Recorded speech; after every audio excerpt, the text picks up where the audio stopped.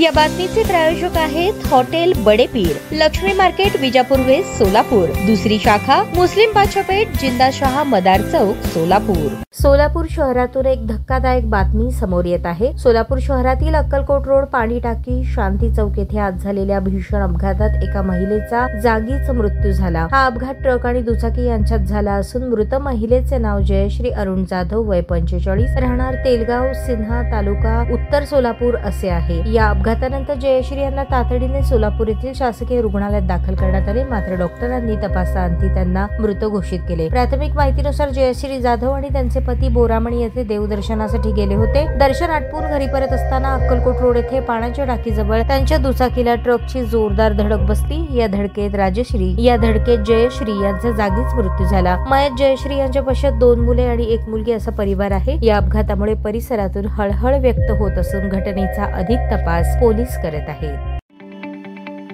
ताज्या बातम्या पाहण्यासाठी प्राईम महाराष्ट्र न्यूज चॅनलला सबस्क्राईब करा।